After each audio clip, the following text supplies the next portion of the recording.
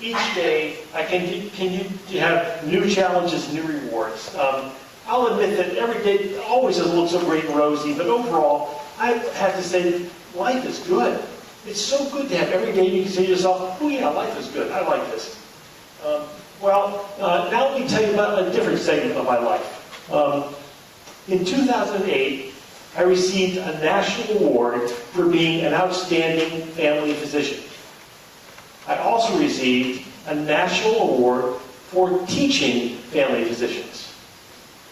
That same year, 2008, Washingtonian Magazine named me as one of the best doctors in the area for the 10th year in a row.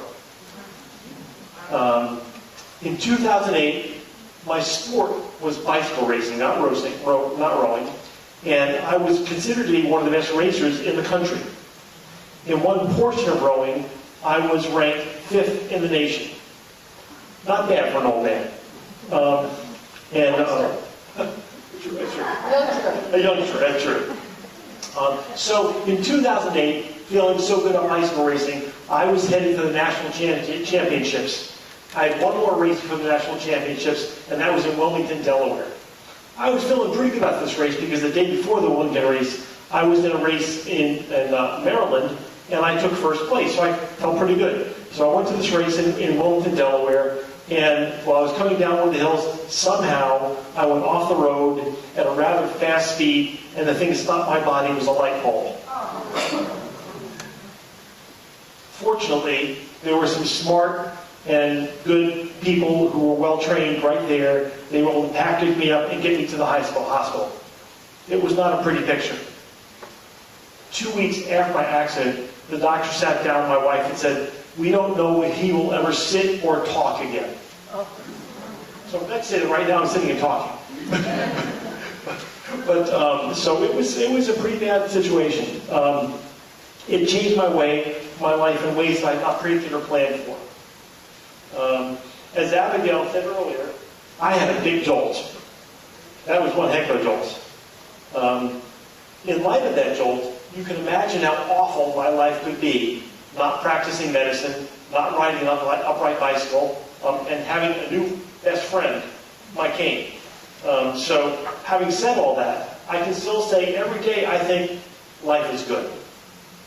So how did that happen? How did I go from this life of national awards to my life now? A life that still says life is good, but it's a big change. How did that happen? Well, I guess I've been fortunate enough to have done and believed and thought many of the things that Abigail talked about in her book, My Time. Her book says, sometimes it's a blessing in disguise when a high point goes sour on you. It makes it easier to make the break. So what was my break? What did I need to change from? Well, the things I wrote from weren't awful, but breaking from them has allowed me to find and enjoy new perspectives and twists in life. I think I'm better at listening, I'm better at being present, and I'm better at paying attention to what's going on now, rather than being focused on my to-do list. What did I do? What do I have to do? It was so easy to be focused on that. I'm not, oh boy, you look good. What's going on with you? So I think that simply being more present is so much better. Slightly different story. One day, as part of my recovery, I was in physical therapy, and the therapist said to me, "Okay, Craig, what's our objective here? What's the goal of what we're doing?" And I kind of thought for a moment, and he looked at me and says, "Well, Craig, I can tell you're thinking, but let me see if I can make this simple for you. If you think the goal of therapy is to get you back to where you were before your accident, you're wrong. We're not going there. Our goal is to get you to like and love your new life." That was such a good message. And I got to say, thank goodness he said that, because I've tried to follow that goal ever since then, and it's been so helpful. You know, how do we like and love the life we have? Even though it's changed, it's not what we imagined or what it used to be. So that's been a really good thing. In her book, Abigail said that when big changes occur in life, like they have mine, there's big temptation to deny, and deny. Well, Fortunately for me, as much as I'd like to deny and deny and deny, the reminder of my cane keeps me from denying. And the good news of that is that it keeps me a lot more focused on what I can do and appreciate about life now, what I can do about loving life now. Another one from Abigail is that rather than thinking about old age, when I recently turned 60, is there much better to think about entering a new stage. And as I enter this new stage, I have to think about what's important, what I want to do, which means I have to set priorities. And in those priorities, setting ones that allow you to have an impact makes a big difference. I think looking for opportunities to make a difference is great. Well, you may think that the things I've just mentioned are pretty common sense and are things that you thought too. I think the value of my time is that it says now is the time to actually put these things in perspective and actually do something. Rather than just thinking and believing them occasionally, my time says that now is the time to really make these things a part of your life and to actually put these great thoughts into action. Make them an active, real part of the way you live, rather than simply being things that you think about now and then. Now, I will admit to you, it's real easy for me to say this to you, and I don't do it all the time. But it is the right way to think. I think doing it rather than just thinking it is the way to go.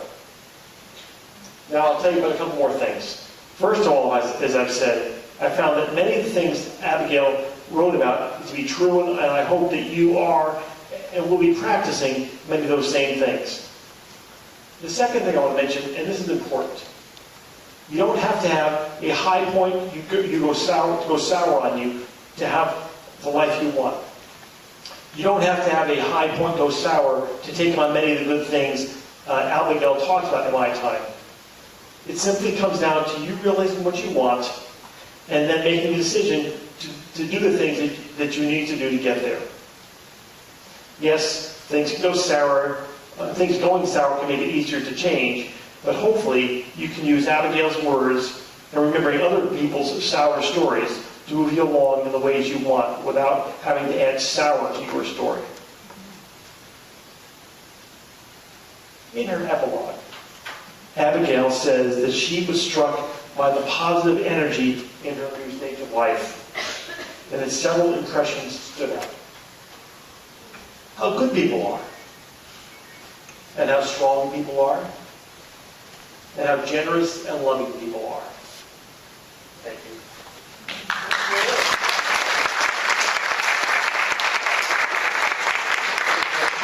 These things that I found, these things are things I also found to be true and very close to the center of what made my version of my time be so good and so energizing. I hope and suspect the same is true for you. One more paragraph. I could go on and on about the long list of similarities between the things that Abigail talks about in her book and the things that I have made my life a good one. But I think you listened to me long enough, and there are plenty of other things to do today. So let me suggest 2 things to be on your list of things to do today. Number 1, talk with someone else about how my time is affecting your lives. And number 2 is have Abigail Trafford sign a new copy of her book. Or have her sign the one you've already to read so well. Well, I hope the rest of your day goes well. You've been very good at listening to my story, so thank you.